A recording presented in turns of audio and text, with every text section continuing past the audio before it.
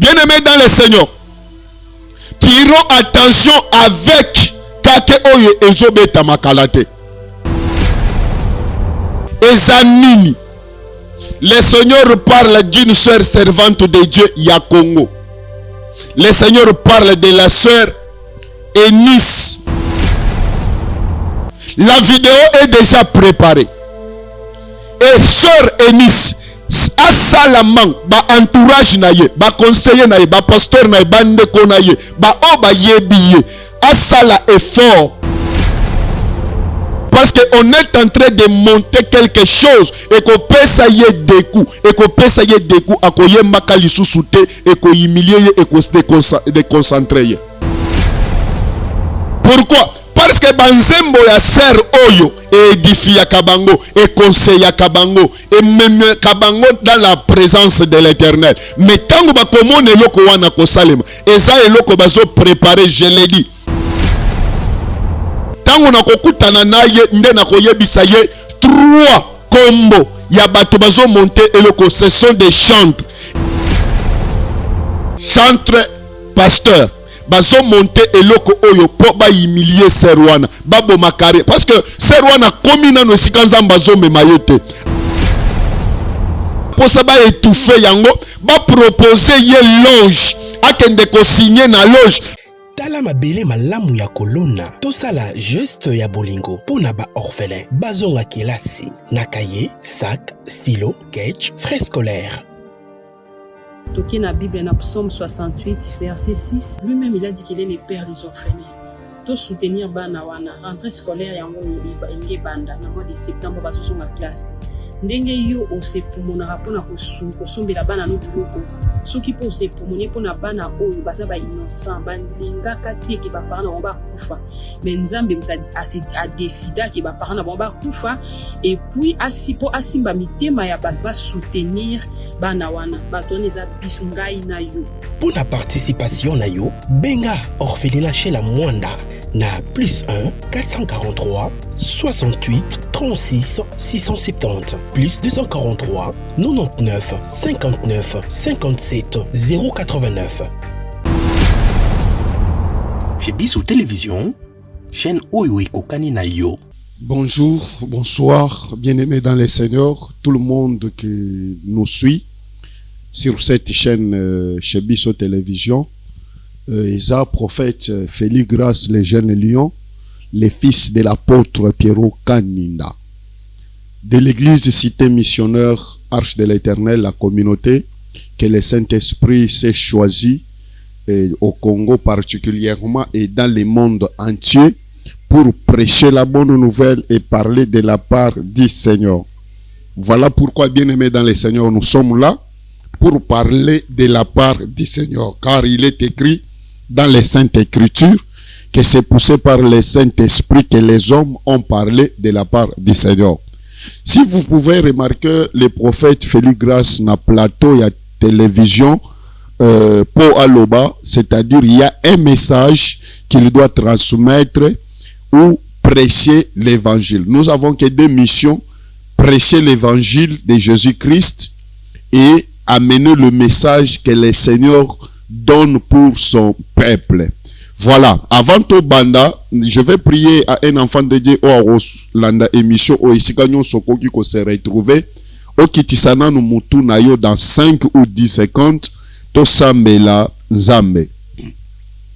Tendre Père, le créateur de l'univers, nous te disons sincèrement merci pour le souffle de vie et pour ces instants. Nous sommes passés pas pour la politique ou pour la science, mais nous sommes passés sur ces plateaux afin de pouvoir parler de celui qui était mort, celui que tu as ressuscité d'entre les morts, ton Fils Jésus-Christ. Seigneur, aide-nous, cher Saint-Esprit, brille ma langue, brise-moi, que moi je puisse disparaître et que le Saint-Esprit transmet les messages. Que tout celui qui suivra cette émission soit édifié au nom du Seigneur et Sauveur Jésus-Christ. Amen. Bien-aimés, nous sommes là pour parler de l'évangile. Parce que la seule mission noble que le Seigneur nous a laissée sur la terre, c'est de prêcher la parole pure, sans mélange. C'est de parler de la vie éternelle. C'est de parler de la repentance. C'est de parler de l'élévation, de l'enlèvement. Na mokili oyo tozali, na lingina ebisa mwana ya Nzambe moko ke toza bapaya. Toza na temps moko fixé. Ce que tali na carte de lecteur na yo, passeport na yo, na nini document na yo, okomona esika moko bakomi mokolo botama. Bakomi esika obotamela. Mais eloko moko bakomi na passeport na yo, na carte de lecteur na yo, na document na yo, eloko moko bakomi te, eza mokolo okokufwa. Eza esika okokufela. Cela le Seigneur a caché. C'est-à-dire, durée ya mutu sur la terre eza déterminé. Eza na mokolo moko obotama, eza na mokolo moko pe okokufwa.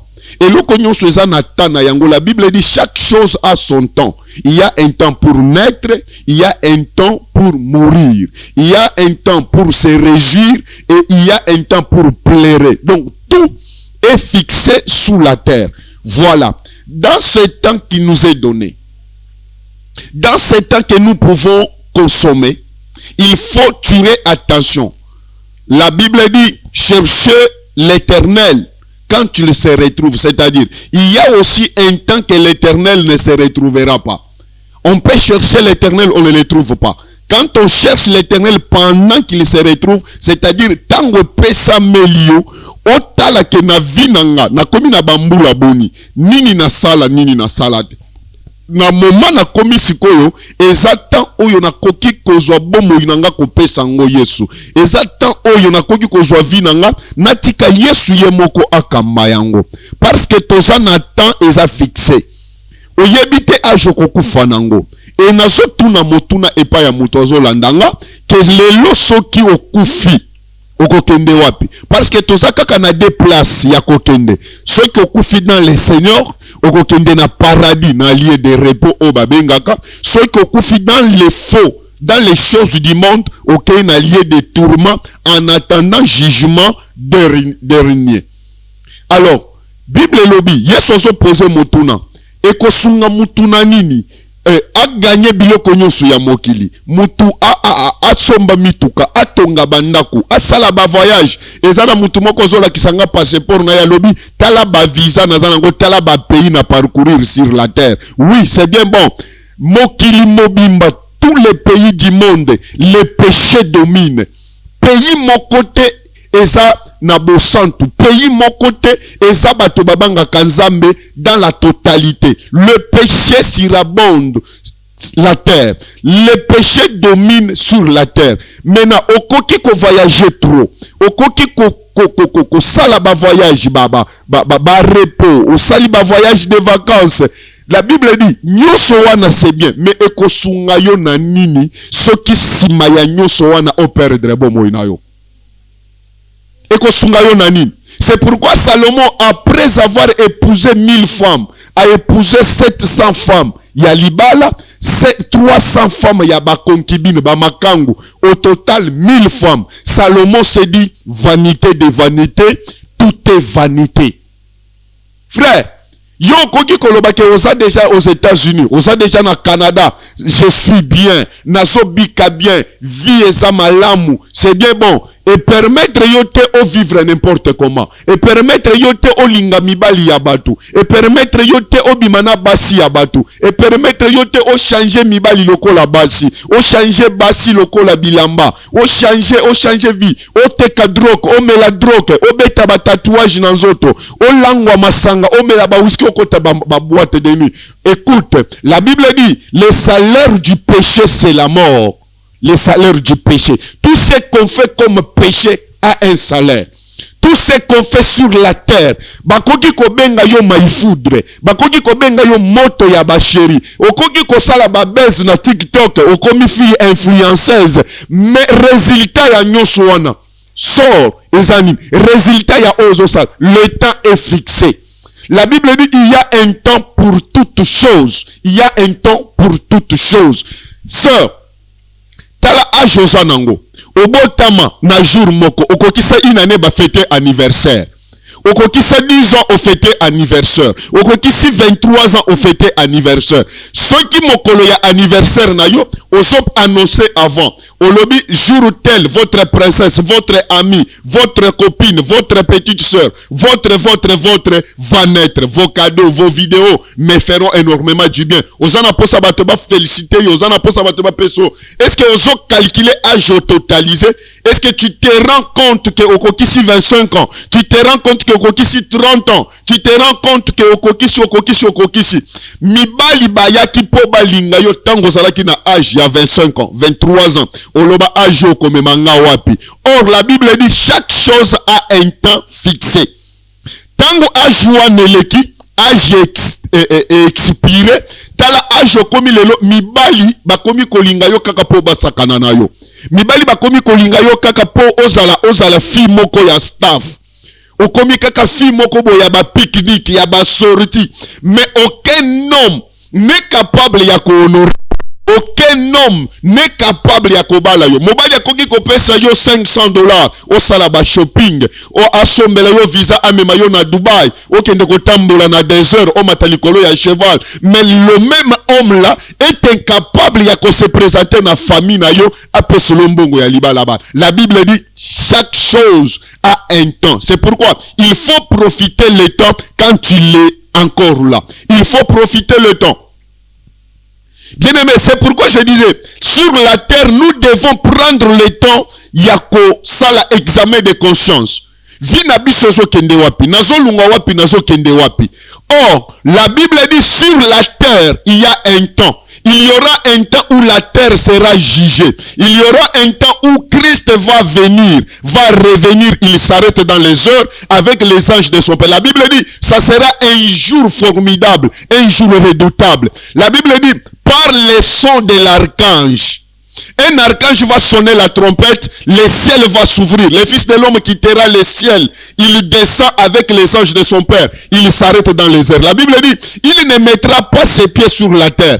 Il s'arrête dans les airs. La Bible dit, les morts en Christ. C'est pourquoi au début je vous ai dit, ceux qui sont morts dans le Seigneur seront dans le paradis, et ceux qui sont morts dans les péchés dans les lieux de tourment. C'est pourquoi quand Christ apparaîtra dans les airs, à côté de Manamapata, baweyi oyo bakufa dans le Seigneur, bandima Yesu comme Seigneur et Sauveur, bakose quoi premièrement, selon la prédication de l'apôtre Paul, bakose quoi premièrement, tokomona bango bazo tambola, habillé en blanc. La Bible dit, pendant ce temps-là, nous les vivants, nous serons transformés, tokolata un corps incorruptible, et nous les vivants et les morts ensemble, le Saint-Esprit nous prendra, tokomata dans les vides, par la puissance du Saint-Esprit, pour rentrer l'époux, pour rencontrer l'époux dans les airs. La Bible dit, c'est seulement ceux qui ont lavé leurs habits sans tache. Ba on batambola na kindumba te, a détourna mobali ya batute, a détourna mwasi ya batute, a escroka mutute, a sala ekobote, a yibate, a boma mutute, a longolisa mwasi zemite. Tindengo zawa no kendaka na yo église, me bazemi olongolisa kabana ya batu. Tindengo zawana, parfois oza femme mariée, me bazemi olongola kakakolobi toboti déjà 4 o ekoki bazemi kota lisusu te na omela ba produit contraceptif pona concevoir lisusu te. La Bible dit mokolo wana ya jugement dernier nzamba lobi akosenga makila ya mutu nyonso epa ya mutu abomaye ata zemi olongola wana mwana na yo ya 2 mois oboma wana zemi na yo ya 1 mois oboma wana makila wana ezoganga liboso ya Seigneur nzamba lobi akotelema liboso na yo asengi pesanga makila ya zemi ya 3 semaines olongola ki. Le salaire du péché c'est la mort. C'est pourquoi nazana posa totanga na verset moko na Bible, totanga verset moko na Bible na Romains chapitre 10, nazotanga na verset 9 et 10. 9 et 10. Je lis au nom de Jésus-Christ. Si tu confesses de ta bouche le Seigneur Jésus, et si tu crois dans ton cœur que Dieu l'a ressuscité des morts, tu seras sauvé. Écoutez la condition pour être sauvé. Le salut a une condition. Le salut a un prix. Osana posi a kozala sauvé. Osana posi a kozala. Frère, kozala sauvé, ça kozala bénité. Kozala sauvé, ça kozala mitukate. Moi, je suis déjà sauvé. Nao roulé carrosse, nazo tonga ba immeuble, nazo vendre na appartement, y a bien. Nazo vivre vie, y a bien. Non, ça, ce n'est pas le salut. Le salut a un prix. Il y a une condition. La Bible dit, si tu confesses de ta bouche que Jésus-Christ est Seigneur et Dieu l'a ressuscité d'entre les morts, c'est alors que tu seras sauvé. Alors, si dans ta bouche tu ne confesses pas Jésus comme Seigneur, faites attention. Ne parlez pas pour parler. Confesser Jésus comme Seigneur, c'est toute une vie. Toko eko s'identifier na mode de vie ozo vivre. Les loba chrétiens belé bazo s'appeler ba chrétien, mais bango ba tondi ba église. Lukuta ezana minoko na bango. Okokuta chrétien makosa ka mobali na ye. Aza mwasi alataka kitambala, ateyaka, amemaka Bible amoderaka, apeseka bambongo na ye, aza partenaire na église. Mais na ndaku na ye ya libala, salaire na ye mobali na ye yebaka te. Atiaka likelemba mobali ya yebi yango te. Atindaka mongo epa na bango mobali ya yebi yango te. De même que papa, okokuta ye kaza serviteur, aza boy, aza mwana ya nzambe, abeti tolke na sa chrétien, j'ai déjà confessé Jésus comme Seigneur et Sauveur, mais moi si na ye a respectaka ye te, a respectaka moi si te, a fingaka moi si. Or, l'homme et la femme sont une chair. La Bible dit, lokola mutokoki komi sala mabe na nzoto na ye mokote, de la même manière que okoki ko sala moi si na yo mabete. Comment tu fais pleurer ta femme chaque fois? C'est pendant que tu t'appelles chrétien. C'est pendant, frère, j'ai toujours dit aux gens, je le répète, mongo koki ko pesa na église ko corrompre nzambete. Okoki ko corrompre pasteur na yo boy ko biso vérité, mais nzambe ko corrompre yete. La vie chrétienne doit se vivre. Permettez la tautologie. La vie chrétienne doit se vivre. Confesser Jésus comme Seigneur. La Bible dit, si tu confesses dans ta bouche, avec la bouche, que Jésus est Seigneur. Le Seigneur c'est quoi? Le Seigneur c'est un roi. Le Seigneur c'est celui qui domine. Un Seigneur, on ne discute pas avec lui. Quand le Seigneur te dit ne sors pas, ne sors pas. Quand le Seigneur te dit dors, tu dors. Quand le Seigneur te dit batu batala kata ba film ya roi, ya ba roi ou ya ba empereur. Au moment qu'avec un empereur, avec un seigneur, on ne discute pas. Quand tu lui donnes l'ordre, on exécute. Jésus-Christ est notre Seigneur. Et ça n'a pas te belé le bandimi Yesu comme Seigneur. Bandimi Yesu kaka lokola sauveur, mais pas Seigneur. Il est sauveur, il m'a sauvé. Akufelinga na ekolusu. Et Soukiwana. En dehors, il y a cause à la sauveur, il est aussi Seigneur. Un Seigneur domine. Jésus doit dominer ta vie. Jésus doit dominer. Bon, moïnayo. Il faut Yesu contrôler yango. Yesu dominer. Quand Yesu, tant que Yesu zoe bise yo ke komela masangate, komela masangate. Yesu zoe ke yebiso ke kosate. Mais comment toi tu es chrétien? Okenda ke église, au pesa kaba offrande. Mais vie ya lukuta na munoko na yo. Comment yosa chrétien, chrétienne, mibali ya batu, obimakada bango. Lelo motema mabe ezileki na kati ya ba église. Lelo ba pasteur bazo bunda, soi-disant serviteurs de Dieu, ceux qui sont censés montrer les chemins aux autres, ceux qui sont censés prêcher l'évangile, prêcher la repentance. Cependant, bango moko bazo fingana, bazo le kanaba TV bazo fingana. Modèle nini? Or, l'apôtre Paul dit au pasteur Timothée, sois un modèle pour les fidèles. Un pasteur doit être un modèle pour les fidèles. Quand tu dis aux fidèles ne commets pas l'impudicité, toi le pasteur ne commets pas l'impudicité. Les pasteurs divorcent. A divorcer le bali mosi mususu. Or, Bible lobi que libale kokufa kaka à cause de impudicité. Quand tu as divorcé avec ta femme, est-ce qu'à commettre impudicité? Point d'interrogation, toi-même tu es conscient. Tu peux tromper ton église, tu peux tromper la population, mais on ne trompe pas le Saint-Esprit. Voilà comment les péchés dominent le monde. Lelo soki boteli bilembo nyusi Yesu alobaki ekokisami déjà. Yesu alobaki tango bazo tuna na mot des oliviers ke pesa biso bilembo ya tan ya suka. Yesu alobi masumu eko se multiplier. Abomination ekokota na lieu très saint. Lelo abomination koti na lieu très saint. Ba o baza censé côté évangile de bazo yembela biso pétage. Abomination na lieu très saint.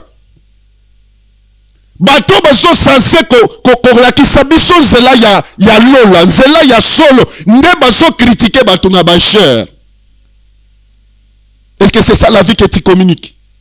Confesser Jésus, c'est toute une vie. Quand ta bouche tu dis Jésus-Christ est Seigneur, c'est-à-dire il contrôle ma vie, il domine ma vie. Oh, Yesoso yebise Pierre alobi, tango zalaki mwana, obanda komi la telebilamba yomoko, olingaki okende esika ozolingo kende yomoko, mais le temps vient, oyo okomi la telelisusu bilamba te. Bazo kanga yo singa bazo tinda yo kote yo ozolinga okende te. C'est-à-dire, molimo na yo, posa na yo eza oko mettre kindumba, okende boîte de nuit. Mais yeso zo kanga yo singa comme Seigneur, azo ebiso kokende na boîte de nuit te, comme la whisky te. Comme le Seigneur s'impose, on obéit. Aujourd'hui, nous avons des serviteurs chrétiens, les serviteurs rebelles. Aujourd'hui, nous avons des chrétiens rebelles à la parole de Dieu. Na Bible oyo bazana ba verset balingaka tote ya bango. Ezana ba verset mususu balingaka tote ya bango. Soki na bandi kote ya awa ke yo mutosangi mukanda na poto nzamba peso mukanda okoma na commentaire amen papa. Ozana posa mukanda c'est bien bon. Ça ce sont des de biloko moko ya pamba biloko moko Bible zo benga yango matabisi c'est-à-dire eloko moko baso bakisela yo ba surplice. Yesu zoloba premièrement le royaume des cieux. Biloko nyonso etikali oyo ekompesa mela bino pamba. Ozoluka mukanda, cherche d'abord le royaume des cieux. Ozoluka musala, cherche d'abord le royaume des cieux. Sœur Ozoluka libala, cherche d'abord le royaume des cieux. Comment on cherche le royaume des cieux? En marchant dans la sanctification, dans la crainte de Dieu. Dans la crainte de Dieu. Cherche d'abord la sanctification. Voilà ce que la Bible nous recommande. Nalingi na bakisa verset mususu.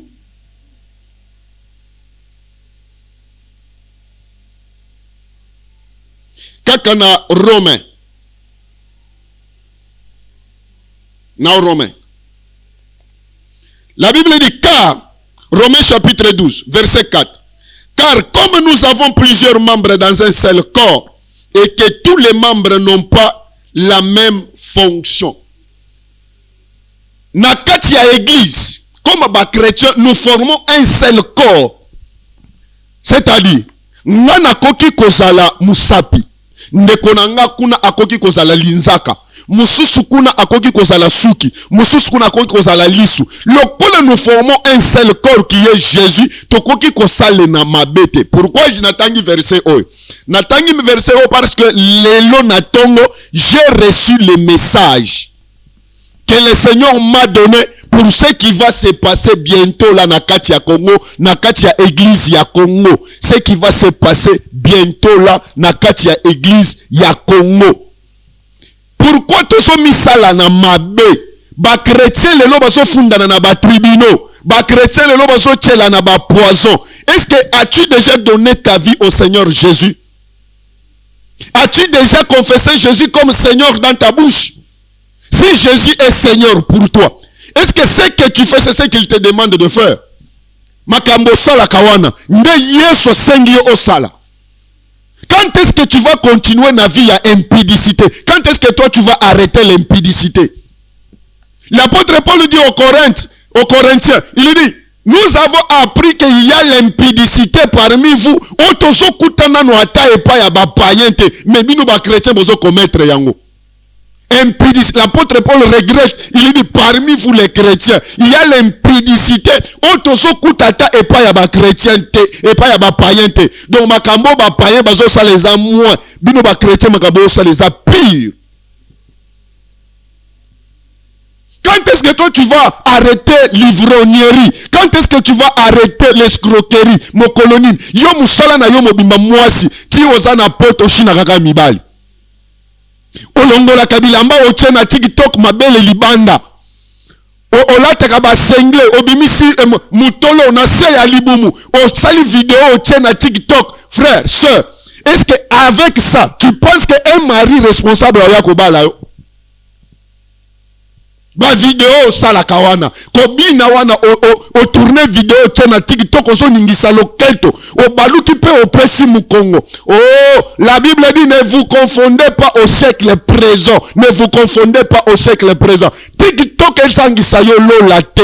Comment ya yonzo tozo exposer yango libanda. Mibali nyonso batala yango. Mibali pideur boza nango te. Pideur age na yo wanosaka na ba parente. Osaka na ba bokilo te. Le salaire du péché, c'est la mort. Sœur, le salaire du péché, c'est la mort. Osolingo pengu sabanani. Ya yonzo to ne koko sala ya boulete. Oko sanctifier yonzo to na yote. Que Dieu nous aide. Toza Nathan Yasuka. Toza Nathan Yasuka. Bientôt, le Seigneur revient. Bientôt, le Seigneur revient. Bientôt, le Seigneur revient. Bientôt, le Seigneur revient. Pouvez-vous vous repentir? Est-ce que tu dis qu'on soit tan abiso to pesa yango Yesu? Tu dis qu'on soit vin abiso to pesa yango Yesu? Atikala le seul Seigneur. Il y a oyo tozo sala. Romains chapitre 13, verset 12 nazo sila awa na pesa message oyo na lekeli na plateau oyo. La Bible dit, la nuit est avancée, les jours approchent. Dépouillons-nous donc des œuvres des ténèbres et revêtons-nous les armes de la lumière. La nuit est avancée. L'église est en train de traverser la nuit prophétique. Tant auto komi toza déjà na kati to bandi déjà tant ya soir. Toza déjà na butu. Or yeso zobeta lisolo ya dit vierge alobi au milieu de la nuit l'époux vient. C'est-à-dire comme la nuit est avancée, les jours approchent. Or les jours dont il est question ici, ce n'est pas les jours ya mokolo ya lobi. Les jours là, c'est une personne, c'est Jésus. Jésus approche. La nuit est avancée, l'époux approche. Il vient déjà, il est à la porte. S'il vient aujourd'hui, bah sonner trompette, est-ce qu'on s'assure que okokende? Ou bien bisengo ya mokile ko retenir yo? Écoutez. Message on nazo pesa. Eza makambo zo salema ba chrétien. Eza makambo zo salema na église ya Congo. Dans des jours à venir. Dans un avenir proche. Il y a des choses qui vont se faire. Et qu'on touche église ya Congo et qu'on ningana. On est en train de voir une flèche lancée. Une flèche qui monte en puissance. Et qui est très haut. Quand cette flèche est en train de monter, le Seigneur montre que c'est une flèche qui doit monter plus haut. Au sommet, il y a montagne. C'est une étoile qui est en train de monter.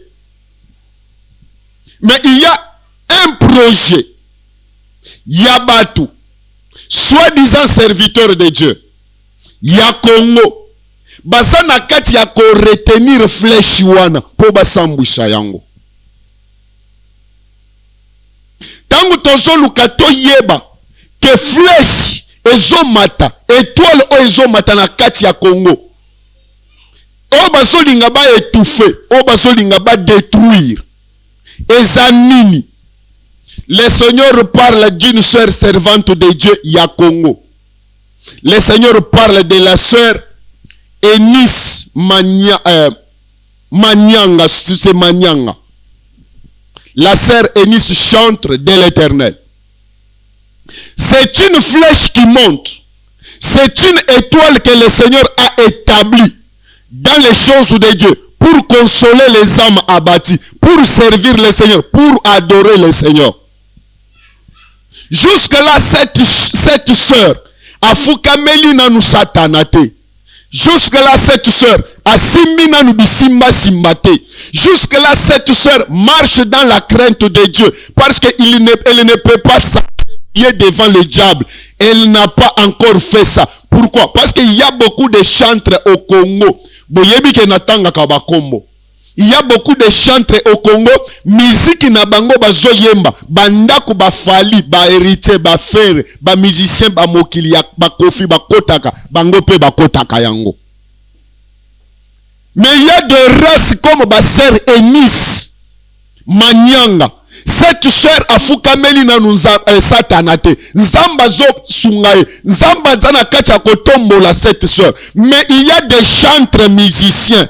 Ya Congo. Des chantres musiciens en complicité avec des pasteurs. Basana kati ya komonte eloko moko. Kalate. Je l'ai dit, je regarde la caméra. Kalate. Sex tape. Ya sœur Eunice Ekobima. Ekozana eloko moko ekozala monte. Po babimisa sex tape na ye. Basambwisa ye. Ba détruire carrière na ye. Je n'ai jamais rencontré cette sœur. Na yebi église assemblée la kate. Na kutana nanu na ye boyote. Si Nzamba koki kosunga olandi video o bato baza na TikTok bazwa video o bacha yango na TikTok bato yo ba partage ka ba video bozwa video bo partager yango de sorte que azwa yango parce qu'il y a des choses que je ne peux pas dire dans cette émission devant la caméra. Il y a des choses que je peux lui dire yemoko en face bisomi balé. Un prophète doit avoir la sagesse et l'intelligence. Bien-aimés dans le Seigneur, tirons attention avec kake oyo ezobeta makalate. To tirer attention. Ezala batu mususu bakopengwa, bakolemba na kondima, bakokwe dans l'apostasie. Pourquoi? Parce que banzembo ya sœur oyo édifia kabango et conseilla kabango et même kabango dans la présence de l'Éternel. Mais tango bakomone eloko wana kosalema, eza eloko bazo préparer, je l'ai dit. Tango nakokutana naye nde nakoyebisa ye 3 combos ya bato bazo monter eloko, ce sont des chantres. Et parmi des chantres, il y a un chantre pasteur. Chantre pasteur. Bazo monter eloko oyo po ba humilier Serwana babo makare parce que Serwana komina no sikanza bazo memayete azana kati ya ko monter. C'est une étoile qui doit monter, elle doit monter, mais bazana posa ba étouffer yango ba proposer ye loge akende ko signer na loge lokola chantre moko récemment une étoile o abanda ko salela nzambe na mboka oyo banzembo na ye bato babanda ko yoka yango bato banda ko beta yango messer wana tango azalaki na kati ya Gaël abanda ko adorer nzambe bien mais tango tosolo ba Satan a dérouté ye akei ko signer pacte na kati ya loge.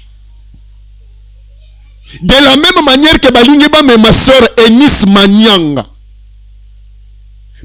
akende pe ko signer na loge ba présenter ye bandako ba présenter ye mituka tangu sœur akoyoka video atato kutani na yete alandi émission oyo asambela nzambe asala jeûne de prière ya 7 jours pour nzambe a épargner ye na ba makambo oyo. Sinon la vidéo est déjà préparée et sœur Eunice asalaman ba entourage na ye ba conseiller na ye ba pasteur na ye ba ndeko na ye ba o ba yebi ye asala effort a changer statut na ye alungwa na célibat. Si azana fiancé, si azana copain, si azana proposant asala effort asambela makasi po ba longola ye ba honorer ye alungwa na statut ya célibataire comme un statut ya marié et sécurisé. Parce qu'on est en train de monter quelque chose et qu'on peut s'ailler des coups à qu'on y ait sous-souté et qu'on humilié et qu'on se déconcentré. Mais la question dont je me suis posé, tu t'es dit chrétien, tu t'es dit serviteur de Dieu. Comment monter eloko yaboy? Pourquoi la haine doit continuer dans l'église du Seigneur? Pourquoi la haine? Pourquoi la haine? Lelo ba poison ba tchela ka batu. Ba pasteur bazo tchela ba pasteur. Ba chantre bazo tchela ba chantre. Ba confrère bazo tchela ba confrère. Quand est-ce que vous allez vous repentir? Bien-aimé. Pona silisa. Omoni eloko so lukawana. Eza na kati ya liloba ya Nzambe. Dieu a tout créé avec sa parole. Mongo zoluka na kati ya parole. Musalo zoluka na kati ya parole. Libala na kati ya parole. Voyage na kati ya parole. Document na kati ya parole. Maternité na kati ya parole. La Bible dit, au commencement était la parole. La parole était Dieu. La parole était avec Dieu. Toutes choses ont été créées par la parole. Ce que toi tu cherches là, ne les cherche pas en dehors.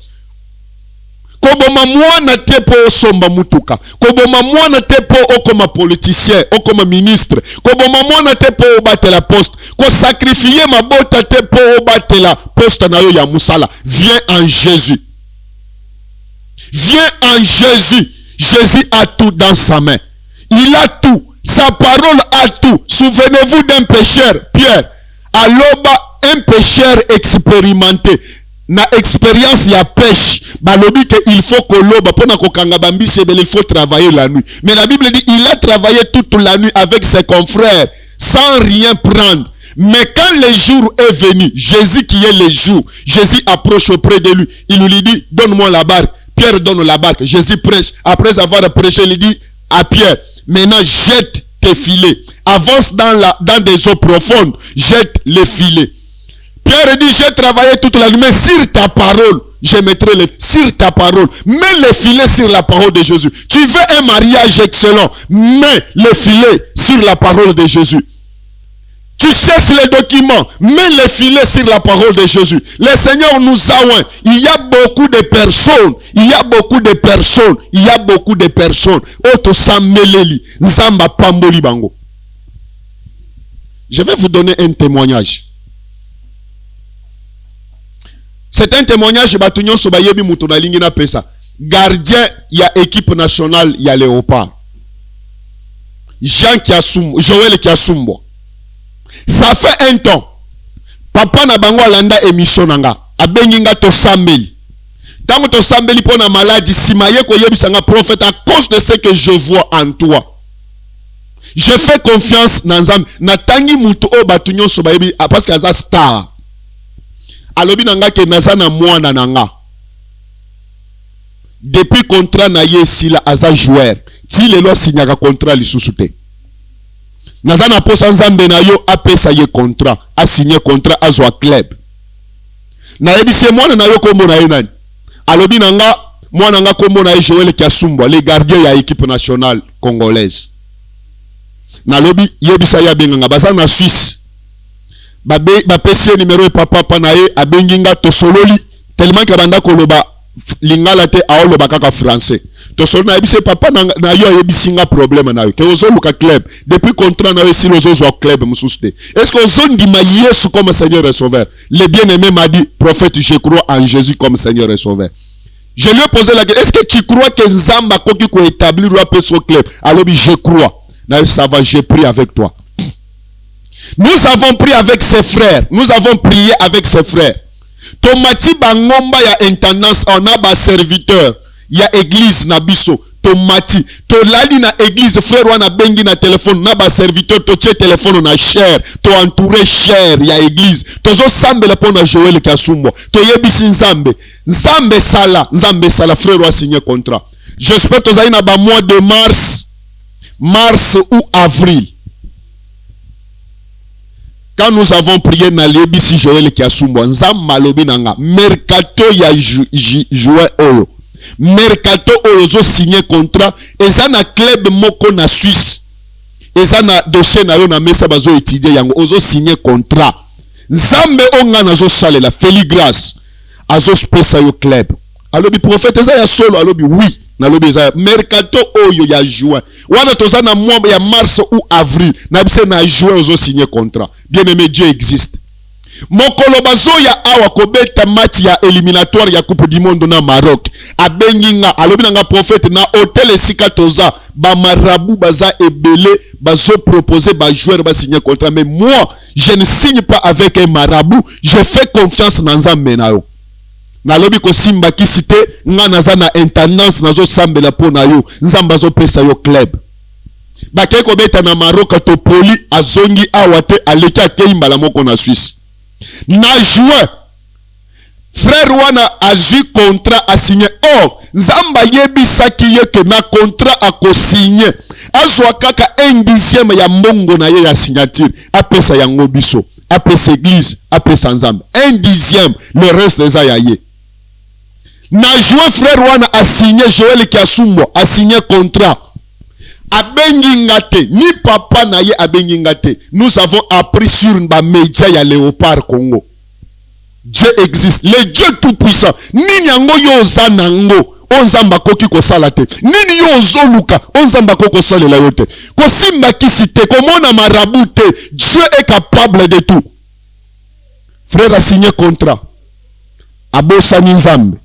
Abosani prophète. A signé ngamoko na komi ko benga ye azo yambate. Na bengi papa na bango, papa Jao Kiasumbwa. Azo yambanga te. Ta ona oloba landa ka ba émission nanga makambo na oloba azo landa émission oyo. Joël Kiasumbo abengi te, abeti nga na obenga yazo mona ba pe nanga zo reflet. Na otinda message. Je me suis dit d'accord, na ko insister te sinon je vais humilier mon onction. Nzambe ye moko à sa charger nango. Tellement que nazalaki ya kozoka. Obi pourquoi koko dévaloriser nga jusqu'à ce niveau? Na benga ya boya koyamba pendant que je suis son père spirituel. OK. Frère Joël Kiasumbo abeti na Léopard abeti quelques jours contrat wana nzamba kati yango. Frère, Dieu est saint. On ne peut pas marcher dans ma vie à Bouzoba. Contrat wana nzamba kati. Même na équipe nationale à perdre des postes. Les jeunes qui est là, nzamba a imposé ye pour Joël Afanda. Frère, le salaire du péché. On ne devient pas rebelle par rapport à Dieu. Dieu est le maître de tout. Il est le maître de ton souffle que tu as, sœur. Le souffle de vie que tu as, frère. Nzambe aza maître na yango. Est-ce qu'on peut marcher dans la crainte de Dieu? Est-ce qu'on peut chercher l'éternel? Il a tout dans sa main gauche. Il a la vie, il a la richesse, il a le mariage, il a tout. Convertis-toi seulement, marche seulement en confessant Jésus comme Seigneur. Que le Seigneur vous bénisse. Tout ce que tu as comme problème, numéro nabiso yango wana. Ozo bela. Ozana problème ya mukanda. Ozo luka musala. Ozana situation difficile. Numéro ya prophète ça. Plus 243 85 289 42 44 plus 243 85 289 42 44. Problème nyoso za nango benga na numéro 1 eza numéro ya WhatsApp ya prophète Félix Grâce les jeunes lions. Yo motolandi émission oyo. Zwa loboko na yo soki ozana posa ya kozwa motema na yo vi na yo kopesa Yesu ata okenda église me otambolaka na vie ya désordre kokenda église eza synonyme ya kozala mwana ya Nzambe te eza na bato ebele bakenda église me Nzambe ayebi bango te eza na ba pasteur mususu ateyaka abikisaka bato me Nzambe ayebaka ye te. C'est pourquoi Yesu olobaki mokolo wana ebele bakoyebisanga ke tobengana ba démon na kombo na toteya na kombo na omena koyebisa bango ke bolungwa musika na nga na yebi bino te. Ceux qui ont dit Yesu comme Seigneur, zo loboko na yo, ndengo zo lande mission oyo, répétez maloba nanga oyo. Loba kolo Yesu. Nandimi yo, ki oza mokonzi nanga. Nakabeli yo bomo nanga. Tikala mokonzi ya vi nanga. Brisenga. Vi nyonso ya péché. Ekende musika nanga. Et si quand naza faible, comme sanga fort, lisumu oyo na sala katango nyonso, o nazaka na makasi ya kotika te, molimo mo santo, pesanga makasi, tikala mokonzi ya bomoi nanga, tambwisanga na banzela na yo, tambwisanga na liloba na yo, po mokolo kozonga, nazanga lola te. Merci Seigneur. Batela qui je prie Seigneur ba onyo so balandi émission o na ba oyo bazui décision ya koyamba yo comme Seigneur na tiki bango na maboko na yo nga na sali yanga musala comme missionnaire. Les restes touche le cœur des gens. Moto yo so balandi émission oyo e pelisa moto na motema na ye azwa décision ya ko changer vie na ye. J'ai pris pour la sœur Enis Manyanga tout ce que le diable prépare pour rabaisser cette étoile, Seigneur, protège-la. Jusque-là, elle travaille pour ta gloire. Jusque-là, elle sanctifie ton nom. Seigneur, aide-la. Qu'elle ne puisse pas tomber. À ça la sonne ya église te. Protégez, sanctifiez. La Bible dit tout est sanctifié et purifié par la parole et la prière. Na sambeli pour na ministère na ye ya koyemba. Na sambeli pour son onction. Na sambeli pour ce qu'elle fait comme travail. Protège-la. Protège l'église ya Congo. Protège ba serviteur oyo ba fukamina nu liboso ya balte. Ba serviteur oyo ba simina nu kisite. Ba serviteur oyo ba ona via masumu te protéger bango, sanctifier bango. Molimo mo santu akamba émission oyo ezala partager makasi ba tuba bongo la mitema au nom de Jésus-Christ. Amen. Que le Seigneur vous bénisse. Tala mabele malamu ya kolona tosala geste ya bolingo pona ba orphelin bazonga kelasi na cahier, sac, stylo, sketch, frais scolaire. Toki na Bible na Psaume 68 verset 6, lui-même il a dit qu'il est le père des orphelins. To soutenir bana wana rentrée scolaire yango inge banda na mois de septembre bazosonga classe. Ndenge yo osepumonaka mpona kosombela bana no biloko soki mpo osepumone mpona bana oyo baza innocent balingaka te ke baparent na bango bakufa me nzambe adesida ke baparent na bango bakufa epuis mpo asimba mitema ya bato basoutenir bana wana bato wana eza biso ngai na yo. Mpona participation na yo benga orphelinat chez la Mwanda na +1 443 68 36 670 plus 243 99 59 57 089. Chez Bissou Télévision, chaîne Oyo Ekokani na yo.